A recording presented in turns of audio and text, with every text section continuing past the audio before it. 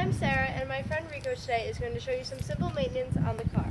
We're going to show you the brake fluid, how to check your oil, the transmission fluid, and a few others. Also, he's going to show you how to change a flat tire. Here he is. Hi, I'm Rico, and I'm going to show you how to check your fluids. And we're going to start off by the checking your oil. Now, in every car it's located a little bit differently, but it's always a yellow dipstick, and it will say engine oil right on it. What you're going to do is you're going to start your car, because you want the engine to be warm, and then you're going to shut it off before you check it. Otherwise you'll get an inaccurate reading. So afterwards you're going to pull it out, and then you're going to wipe it clean. You're going to dump it right back in there. You can pull it out one more time, and then you're going to look down on it, and it's going to show you, it's going to say minimum and maximum.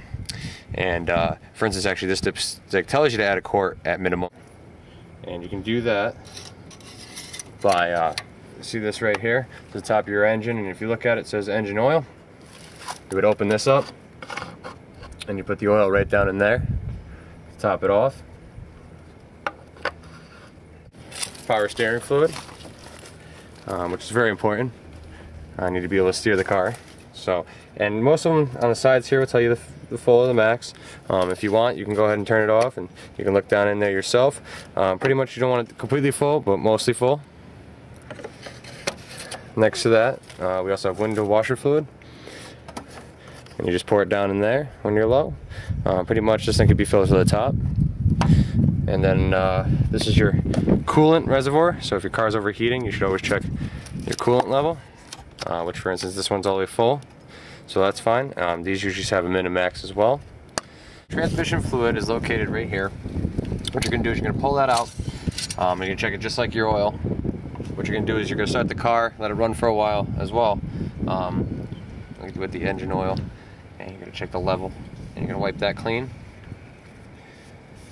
And you're going to drop it in again, pull it out again, and you're going to look down on it, and there's going to be notches in it, and this one's above the top notch, which means it's full. Back in there.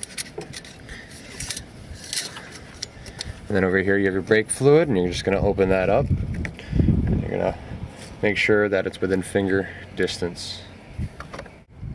Alright, and now what you're going to do is you're going to pop open your trunk. That's where all the tires are located.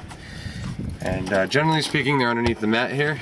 You're just going to flip up the mat, and it's actually going to give you instructions. Every car should have that. They give you a lug wrench. What you're going to do is you're going to put this on the bolts here. And you're going to loosen it up before you even jack the car up. And generally speaking, it takes about 100 pounds of pressure, which is a good kick with the foot. And it's always lefty-loosey. What you're going to do is you're going to kick it down, loosen it up, and it's okay and perfectly safe to do this. The car will not fall off. Okay, when jacking up your car, you're going to take the lug wrench, and you're going to stick it into, this one has a bolt.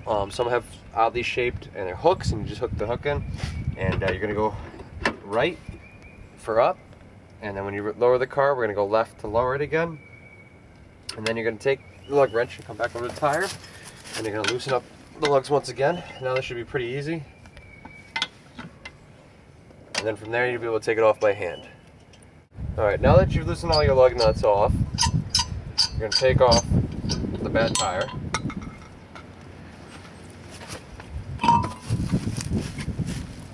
Bring over your spare.